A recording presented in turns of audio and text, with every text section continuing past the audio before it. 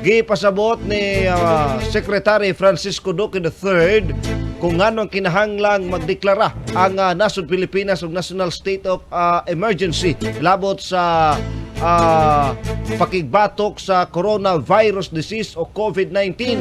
Sayang press conference sa Malacañang ang gibutyag nga importante sa nasod ang pagdeklara og National State of Emergency aron nga magamit ang pondo sa atoang nasod sa pakigbatok ining sakit nga coronavirus disease.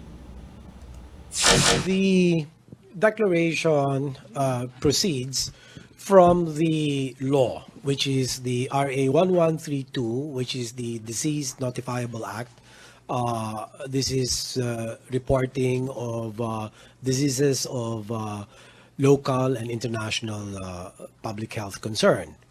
And the trigger for the DOH to endorse to the President to declare a state of public health emergency is the one localized transmission as reported last Saturday.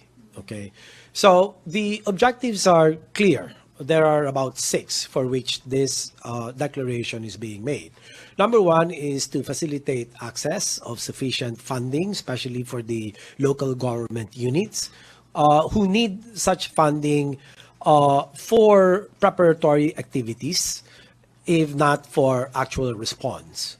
Number 2 is for purposes of easing the procurement process, not necessarily mean to avoid procurement altogether, but just to streamline the procurement process so as not to consume an inordinate amount of time to get the materials on board to support us in our COVID-19 response.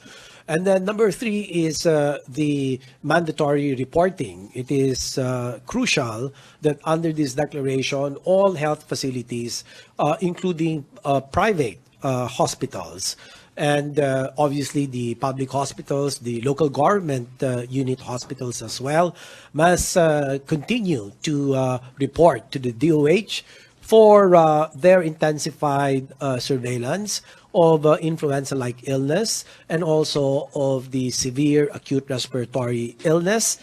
This will guide the DOH to have a more focused isolation, detection, and then contact tracing. And so this is certainly crucial. And then the 4th objective is really to do mandatory quarantine. Once justified, once the situation calls for this, the DOH order for quarantine must be followed in earnest by everyone, together with the local government units and the enforcement agencies. And then, of course, 4th would be the implementation of travel restrictions, which we have done since the 2nd week of February. And last but not least, of course, is to empower and authorize the Department of Health as well as the Department of Trade and Industry to do price freeze on very crucial materials, PPEs as an example, so that this will not be taken advantage of by unscrupulous businessmen or so there's been a tendency to increase prices given the difficulty of the situation. This is not acceptable to us. So this is one of the reasons for which the declaration has been made. Pamahayag ni Secretary Francisco Duque III. Alang sa imong mga manok panabo, ani ana ang imong gikinahanglan.